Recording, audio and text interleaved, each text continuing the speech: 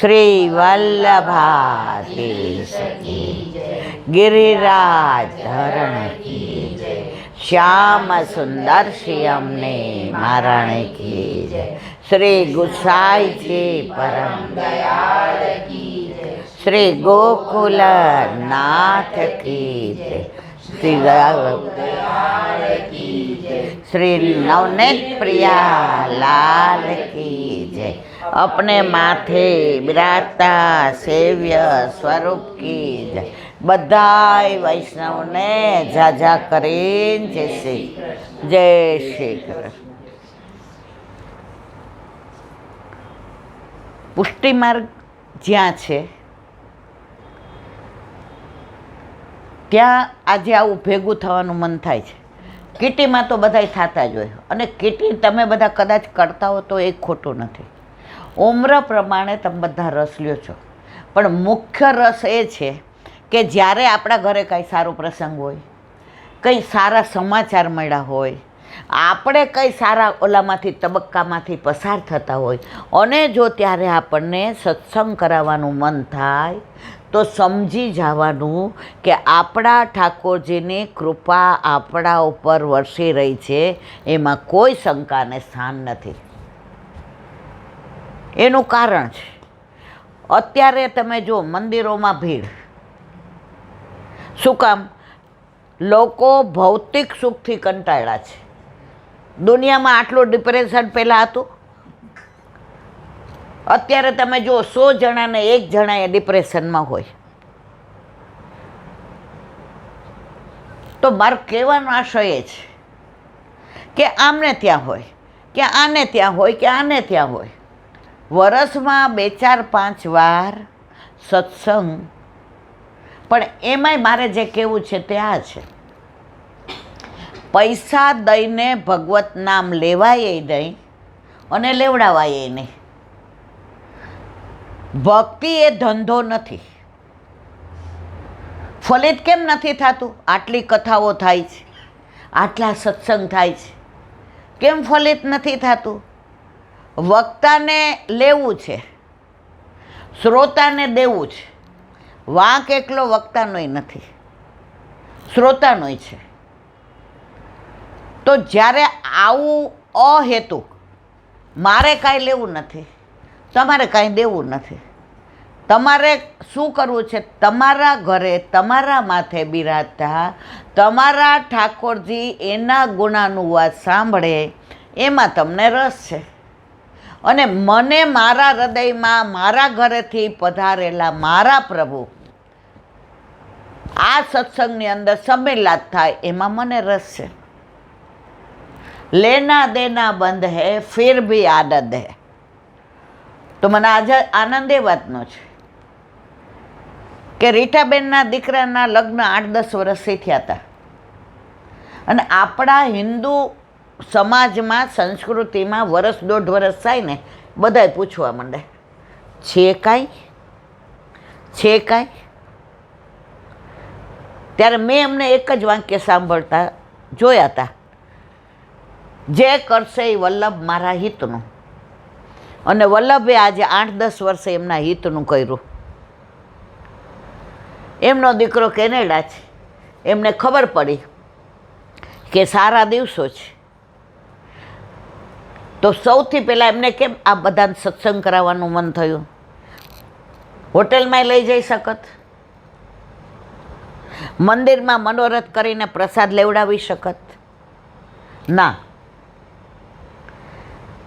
આ બધી લીલા કરવાવાળા આપણા ઘરે બિરાજતા આપણા ઠાકોરજી મંદિરમાં છે, સર્વોદ્ધારક છે, એને ત્યાં બધાય કેટલાય આવે છે, મારા અને તમારા જેવા।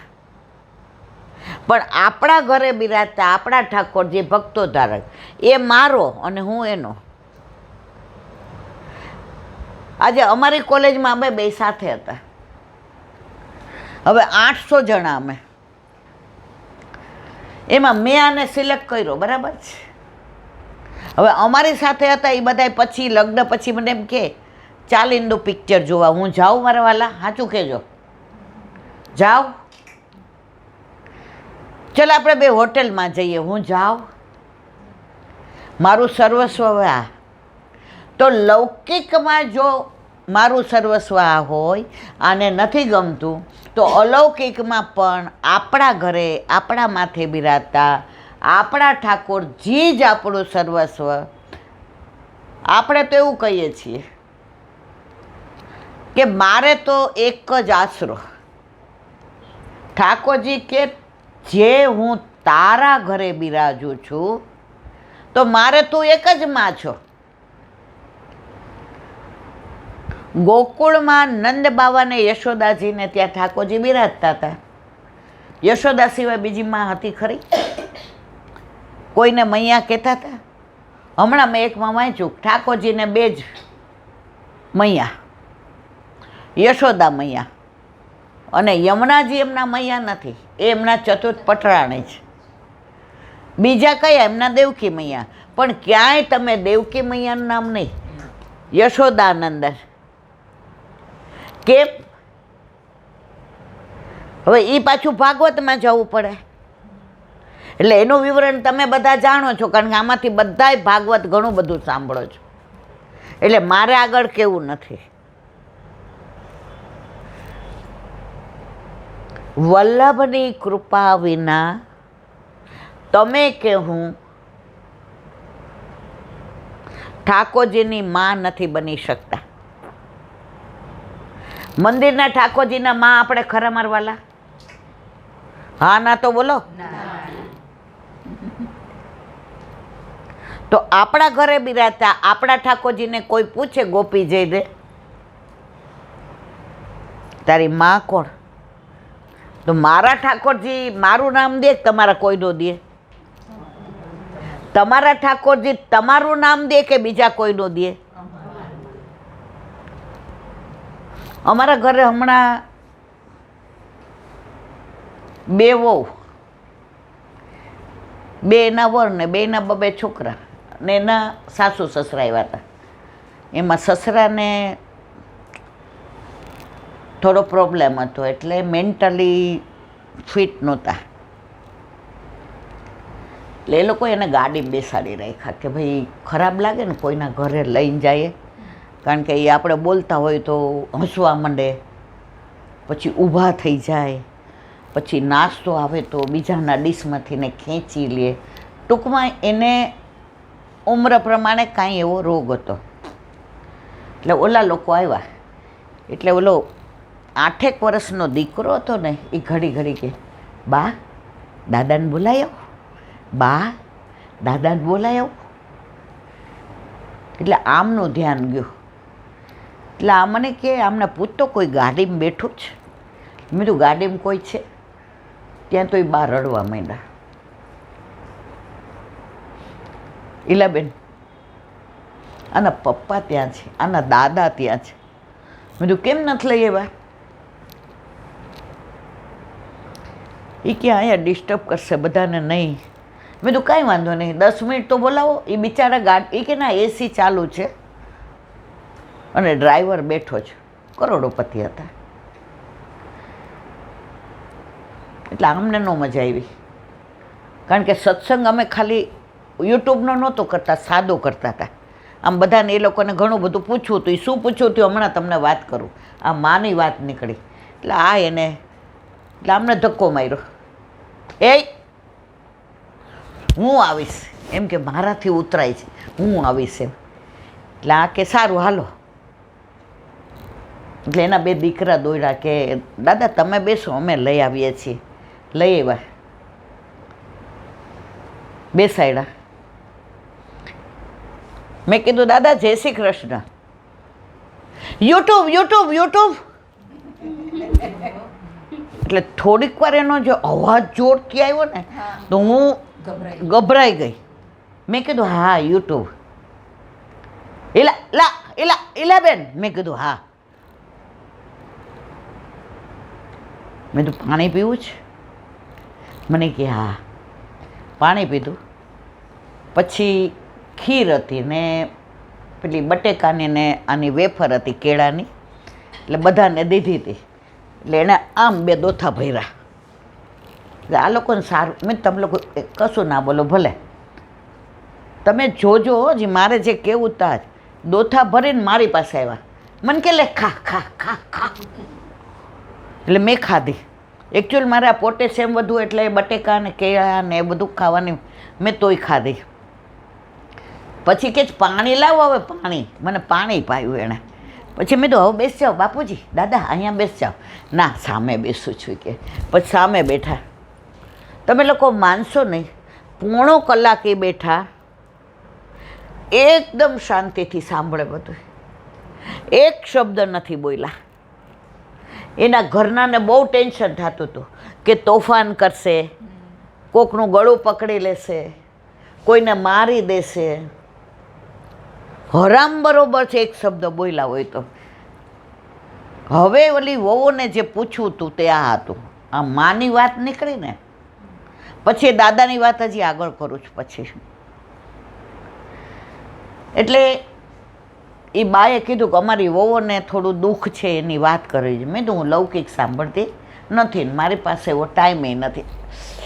એટલે મને કે ના, લૌકિકની સાથે અલૌકિક, એટલે બેય વહુઓ બોલે. નામ ન દઉં નહીં તો તમે બધા આમાં શું છે, આ બધાય સાંભળતા હોય. એટલે એ બેય વહુઓ કે બા કાયમ એવું કે લાલાની માં અમે, લાલાની માં અમે. તો અમારે ને ઠાકોરજીને કોઈ સંબંધ જ નથી. મેં કીધું એટલે તમારે માં થવું છે? એ કે ના એલા આંટી એવું અમે નથી કહેતા, પણ કાંઈ પણ હોય ને એટલે કે બા એમ કે એ તો મારા માથે બિરાજે એટલે મારે ધ્યાન રાખવું પડે. મારા માથે બિરાજે એટલે મને સામગ્રી કરવાનું મન થાય. મારા માથે બિરાજે એટલે મને વસ્ત્ર આભૂષણ લે. તો પછી કે અમારે, મેં કીધું જો ઠાકોરજી સાથે ઘણા બધા સંબંધ હોય.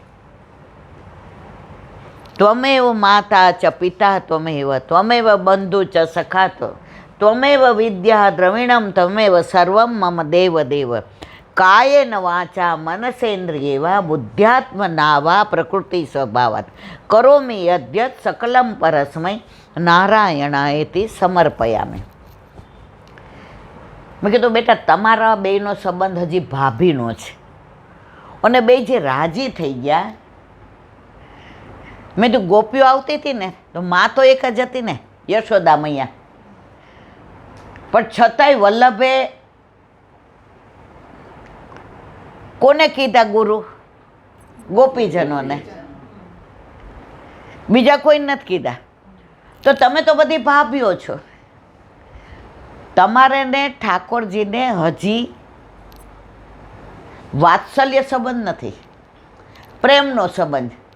મેં તારો વર તને એમ કે સવારે મોર્નિંગ પેલાની અંદર મેટેને પિક્ચર જોવા જાવું છે, અને તારા સાસુ એમ કે થોડો ચેવડો બનાવીને જા ને, આજે કાંઈ છે નહીં સેનભોગમાં. તો સાચું બોલજો, તમે ચેવડો બનાવીને જાશો કે મેટીની પિક્ચર જોવા જાશો? સમજ્યા કે નહીં બધાય? એ બે બહુ ફ્રેન્ક હતી કે આંટી ઓફકોર્સ પિક્ચર જોવા જાશો. તમે તો ચેવડો કોણ બનાવશે?